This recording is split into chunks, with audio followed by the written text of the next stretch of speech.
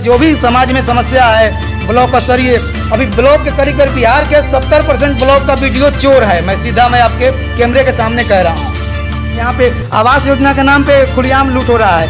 Ammo इतना corrupt भ्रष्ट है कि डीलर को सीधा बोलता है। अभी मेरी बात को रिकॉर्डिंग करके मैं जो बोल रहा हूँ इस वीडियो कटिंग करके मुझसे पूछा जाएगा कि साक्ष्य दिखाओ कि एमओ कौन एमओ ऐसा बोल दिया, लेकिन सच्चाई है।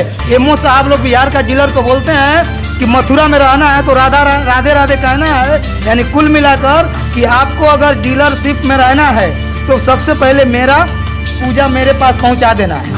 बिहार में अभी के डेट में विपक्ष जिस तरह से अभी मजबूत है, अगर चाहता तो बिहार सरकार को जो है ना रोज कान धर के उठक बैठक करा।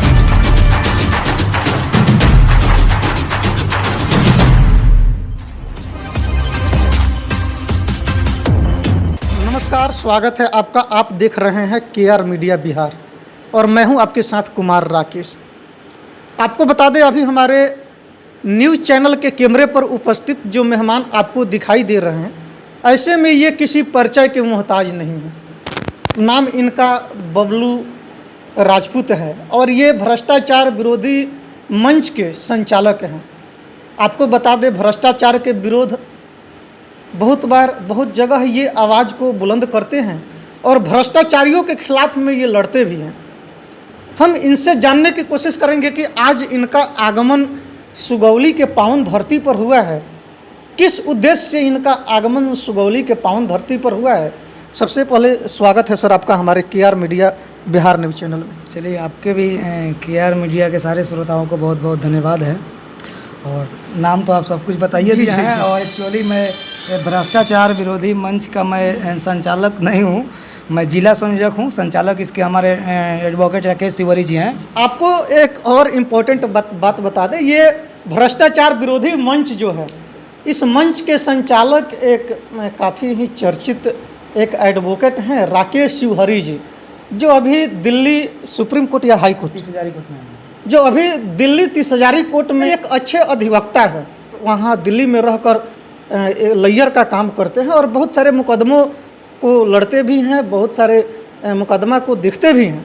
और वे भ्रष्टाचार विरोधी मंच चलाते हैं जिसके ये संयोजक हैं, जिला संयोजक हैं पूर्वी चंपारण के। और भ्रष्टाचार विरोधी मंच के जो संचालक हैं, जो भ्रष्टाचार विरोधी मंच के जो मेन डायरेक्टर हैं, वे हैं एडवोकेट यानी कि अधिवक्ता राकेश तिवारी जी। तो सर, हम आपसे जानने की कोशिश करेंगे कि आज आपका आगमन सुगौली के पावन धरती पर हुआ है, सुगौली प्रखंड के सुगांव गांव में। किस उद्देश्य से सर आपका आगमन हुआ है यहाँ? देखिए, सबसे पहले भ्रष्टाचार विरोधी मंच का हमेशा से एक ही उद्देश्य रहा है, जन जागरूकता अभियान। हम लोगों को जागरूक करते हैं और लोगों को अपने अधिकार और अपने हक के लिए कैसे लड़ना है। करप्ट भ्रष्ट जो सिस्टम है, सरकार है, तो इन करप्ट भ्रष्ट सरकारें से हम कैसे लड़कर और अपना हक प्राप्त करें, इसके लिए हम लोग पूरे ऑल ओवर बिहार में जाकर और हम लोग भ्रमण करते हैं और जन जागरूकता अभियान चलाते हैं, लोगों को जागरूक करते हैं। उसी का एक भ्रष्टाचार विरोधी मंच के अंग हमारे यहाँ पे आरके सर हैं और अंग हैं, और एक बहुत बड़ा हमारे सहयोगी हैं जो इनके सहयोग, समझिए कि भ्रष्टाचार विरोधी मंच का यह पिलर हैं। आरके सर यहाँ के, हाँ, जिनके दरवाजे पे अभी मैं हूँ। और मैं इसके पहले भी यहाँ पे आ चुका हूँ। और हम लोग का मुख्य उद्देश्य रहता है कि सरकारी महकमे में जो भ्रष्टाचार धड़ल्ले से हो रहा है, अब इसको भ्रष्टाचार भी नहीं कहा जाएगा, ये तो खुलेआम डकैती है। भ्रष्टाचार का मतलब होता है कि चोरी करना, गलत करना, जैसे आपको नज़र के सामने कुछ नहीं करना। लेकिन आज के डेट में देखा जाए तो बिहार सरकार और मैं साथ साथ मैं विपक्ष को भी मैं चेतावनी दे रहा हूँ कि विपक्ष भी तमाशा देख रही है। एक तरह से जहाँ सरकार सत्ता में आकर और सत्तासीन लालच में आकर यहाँ पे इतना सारा भ्रष्टाचार कर रही है, और वहीं विपक्ष के लोग उसको देखते हैं। जबकि विपक्ष का ये भूमिका होना चाहिए कि जो भ्रष्टाचार हो रहा है उसके विरोध में आवाज़ को उठाना। मैं आपको बता दूं कि बिहार में अभी के डेट में विपक्ष जिस तरह से अभी मजबूत है, अगर चाहता तो बिहार सरकार को जो है ना रोज कान धर के उठक बैठक कराता, लेकिन क्यों कराएगा? उसको भी तो इंतजार कर रहा है कि चलो 1-1.5 साल चल गया, अब 3.5 साल और बचा है, मेरा बारी आने वाला है। और बिहार के हम जनता हैं जो अब हम देखेंगे कि चलो इस सरकार में कुछ नहीं किया, अब इसको नहीं दूसरे को मौका देंगे। और इस तरह से हम एक दूसरे को मौका देकर जो है, सरकार कभी जनता के लिए काम नहीं करती है, सरकार अपने पार्टी के लिए काम करती हैं। और बिहार के नेता और सारे विधायकों को बोल रहा हूँ, पक्ष का हो या विपक्ष का हो, सत्ता पक्ष का हो, सारे नेता अपने पार्टी के लिए, सारे विधायक और सांसद अपने पार्टी के लिए काम करते हैं, जनता के लिए काम करते हैं। जनता के लिए काम करते हैं तो खुलेआम इतना पुल पुलिया बन रहा है, उसमें धड़ल्ले से लूट खसोट हो रहा है।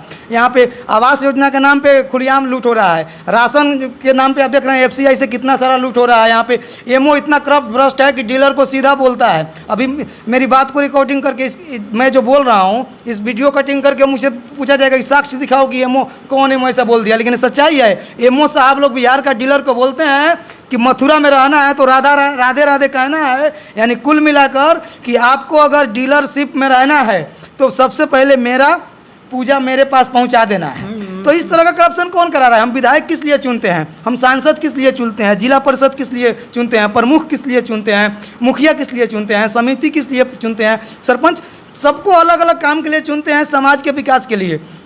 और बाद में ये लोग खुद उल्टा पाठ पढ़ाने लगते हैं कि यार 5 साल मौका मिला है, कमा लो, कमाने दो, कमा लो, क्यों परेशान कर रहे हो? तो कहीं ना चुनाव के समय में यही जनप्रतिनिधि लोग तरह तरह के वादे करते हाँ, हैं और जीतने के बाद अक्सर ये जीते हुए इलेक्टेड जनप्रतिनिधि अफसरों का गुलाम बन जाते हैं।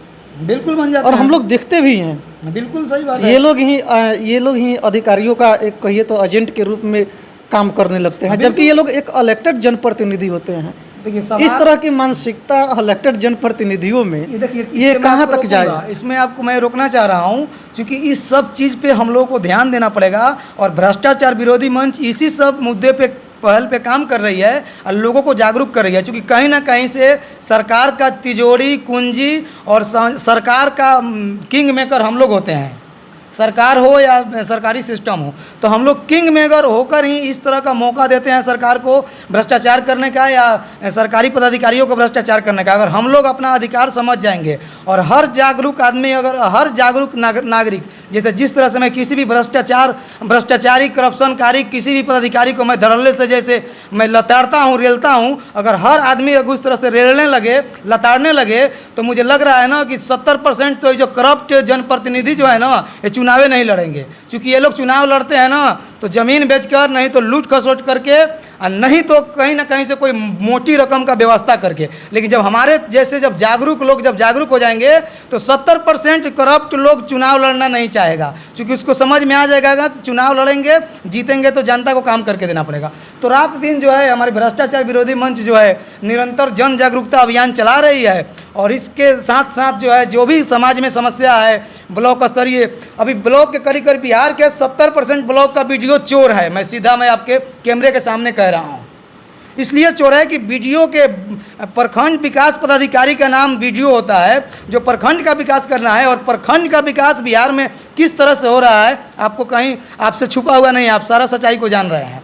अंचल में चले जाइए, वहाँ पे सीओ साहब के पास सारा ज़मीनी मामला उलझा हुआ है। एक तरह से जो है बिहार सरकार बोलती है कि हम सबका ज़मीन का बंटवारा करके शांतिपूर्ण तरीके से निपटारा कर रहे हैं, और वही सीओ साहब खास करके पूर्वी चंपारण के जितने भी सीओ हैं, अधिकांश सीओ पूर्वी चंपारण के आपके भ्रष्ट हैं। क्या कहूँ मैं आपको, इसके लिए हम लोग लड़ते हैं। हम कभी कभी रफ भी बोलते हैं, फ़ोन कॉल पे रिकॉर्डिंग भी मेरा वायरल होता है। लोग बोलता है कि अब पदाधिकारियों को इस तरह से क्यों बोलते हैं, थोड़ा सा बदतमीजी करते हैं। तो बताइए, मैं एक बार बदतमीजी कर दिया, 20 सेकंड के लिए किसी को चोर कह दिया, किसी पदाधिकारी को निकम्मा कह दिया, तो मैं गुनाहगार हो गया। लेकिन वो चोर निकम्मा पदाधिकारी अगर बरसों से और चोरी करते आ रहा है और लोगों को गुमराह कर रहा है, लोगों का धन हड़प खा रहा है, उसके ऊपर कार्रवाई क्यों नहीं होता है? कौन कार्रवाई करेगा? आप विकास से संबंधित अधिकारियों को भी टारगेट करते हैं, जनप्रतिनिधियों को भी टारगेट करते हैं, पुलिस महकमे के भी अधिकारियों को टारगेट करते हैं, बिल्कुल करते हैं। क्रिमिनल माइंडेड लोगों को भी टारगेट करते हैं। क्या आपको डर नहीं लगता है इन लोगों के खिलाफ में जाने में? डर नहीं लगता? नहीं, डर तो लगता है, लेकिन सामने से नहीं लगता है, पीठ पीछे डर लगता है। क्योंकि ये लोग कितने भी बड़े करप्ट अधिकारी हैं, कितने ही बड़े क्रिमिनल हैं ना, इनको हिम्मत नहीं है सामने से आकर हमसे वार करने का। पीठ पीछे इनसे डर लगता है कि पीठ पीछे कोई घात ना कर दें। लेकिन मुझे इतना पता है कि इन लोग की औकात हैसियत क्या होता है। एक चोर और एक क्रिमिनल और एक शातिर बदमाश कभी भी ईमानदार लोगों से उलझने के पहले 100 बार सोचता है। लेकिन इतना ज़रूर है कि पीठ पीछे लोग कब वार कर देगा। लेकिन सवाल है कि अगर हम डर जाएंगे तो बहुत सारे लोगों का जो है कल्याण नहीं होगा, और हम डर जाएंगे तो बहुत सारे युवाओं का हिम्मत टूट जाएगा। तो मैं युवाओं का हिम्मत हूँ, मैं युवाओं का हौसला हूँ, और युवाओं को मैं प्रेरित करता हूँ कि जैसे मैं निरंतर करप्ट भ्रष्ट पदाधिकारियों को, चोर पदाधिकारियों को, पुलिस प्रशासन के लोगों को रेलता हूँ, वैसे आप लोग भी फील्ड में आओ और खुल कर रेलो। और जब तक रेलोगे नहीं, जब तक ये लोग सुधरेंगे नहीं।